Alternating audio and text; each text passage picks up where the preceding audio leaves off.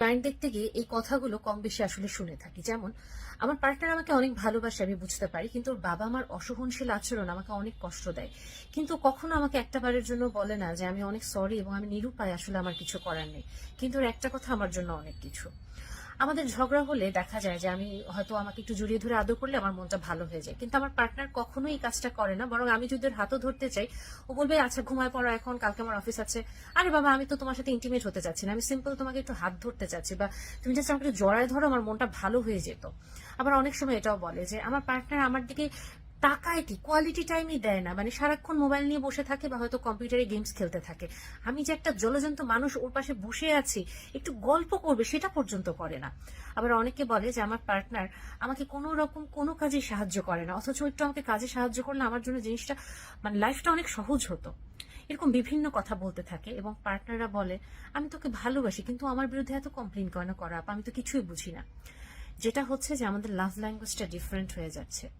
আপনিও বলছেন ভালোবাসেন, আপনার পার্টনারও বলছেন ভালোবাসি, কিন্তু আপনি যখন বলেন ভালোবাসি, আপনার পার্টনারের কাছে সেটা তামিল ভাষায় পৌঁছায়। কি যে বলে উরুঙ্গা মারাঙ্গা, কিছুই সে বুঝতে পারে না। আসেন আজকে একটু লাভ ল্যাঙ্গুয়েজ নিয়ে কথা বলি। সংক্ষেপে এটা বলার চেষ্টা করব যাতে একটু আমাদের মাথায় ঢোকে। 5টা লাভ ল্যাঙ্গুয়েজ বেসিক্যালি আমরা ইউজ করে থাকি। একটা হচ্ছে অ্যাফার্মেশন, অ্যাপ্রিসিয়েশন দেওয়া বা অ্যাকনলেজ করা, বা যেটা বলেন যে thank you, sorry, love you, এই কথাগুলো বলা।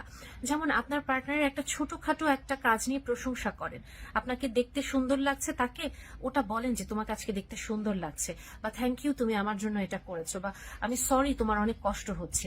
এই ছোটখাটো অ্যাকনলেজমেন্ট, অ্যাপ্রিসিয়েশন গুলো সম্পর্কটাকে আরো অনেক মজবুত করে। এবং আর পরের যে টার্মটা আসবে সেটা হচ্ছে যে কোয়ালিটি টাইম। কোয়ালিটি টাইমটা কি, যদি আমি বলি যে যেটা বললাম একটু আগে, যে আপনি আপনার পার্টনারকে নিরবচ্ছিন্ন আপনার মনোযোগ দিচ্ছেন কতটুকু। মোবাইল স্ক্রল করতে করতে কথা বলতেছেন, গেমস খেলতে খেলতে কথা বলতেছেন, অফিসের প্রজেক্ট তৈরি করতে করতে কথা বলছেন। এই জিনিসটা আসলে নিরবচ্ছিন্ন সময় দেওয়া হয় না, মনোযোগ দেওয়া হয় না। আপনি আপনার পার্টনারকে অবজার্ভ না করলে কোনো দিনও আপনি আপনার পার্টনারকে বুঝতে পারবেন না। আপনার পার্টনারকে আপনার অবজার্ভ করতে হবে, আপনাকে কোয়ালিটি টাইম তাকে দিতে হবে। এই জিনিসটা আপনার নিজের জন্য আপনি ইনভেস্ট করছেন, যাতে আপনি ভালো থাকতে পারেন। আপনার পার্টনার ভালো থাকলে আপনি ভালো থাকবেন।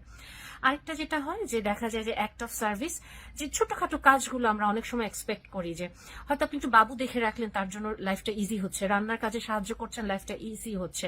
বা হয়তো আপনার পার্টনার ইলেকট্রনিক্স এর কোনো কাজ করছে, আপনি জিনিসপত্রগুলো একটু এগিয়ে দিচ্ছেন, ফ্রিজ পরিষ্কার করছে, এই যে লাইফটা ইজি হচ্ছে। অনেক সময় আবার দেখা যায় কেউ কেউ তো আসলে করে না, একেবারে মানে কিছুই করে না, বসেই থাকে, হেল্প করে লাইফটা ইজি হয়। আবার অনেক ক্ষেত্রে পার্টনার আসলে করে, কিন্তু আমরা একনলেজ করি